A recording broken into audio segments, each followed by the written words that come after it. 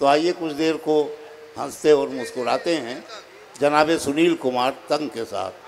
तंग साहब पहले तो यहीं थे और फिर कुछ ज़्यादा ही तंग हो गए कि पता नहीं कहाँ हैं, मैं उन्हें ढूंढते ढूंढते तंग हो गया। आइए जनाब सुनील कुमार तंग, हमारे सीवान के साथी, बैनुल अक़वामी शायर, और आज तो सारे ही शायर बैनुल अक़वामी शायर थे। हज़रात, मैं समझता हूँ कि मोतिहारी मेरे लिए मकामी शायर हूँ मैं यहाँ का, और इस शहर के तमाम मकामी लोगों ने पढ़ा है। मैं अपना वक्त किसी दूसरे को देना चाहता हूँ जिसे आप सुनना चाहते हैं, लेकिन यह भी कोई ये न कहे कि मैंने शेर नहीं पढ़ा। मैं सिर्फ और सिर्फ 4 मिसरे पढ़ता हूँ और मैं समझता हूँ कि उसके बाद आप मुझे ये कहेंगे मैं सिर्फ 4 मिसरे पढ़ता। सुनील भाई, शेर अपना वक्त तो आप तभी देंगे जब कोई दूसरा लेना चाहेगा। आप अपना पूरा मैं सिर्फ 4 मिसरे पढ़ता हूँ कि उसे बस राम दिखता है, उसे बस राम दिखता है, उसे रहमान दिखता है। वाह।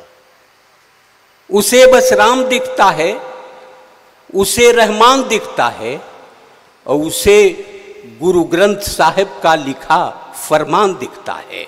वाह। उसे बस राम दिखता है, उसे रहमान दिखता है, और उसे गुरु ग्रंथ साहिब का लिखा फरमान दिखता है।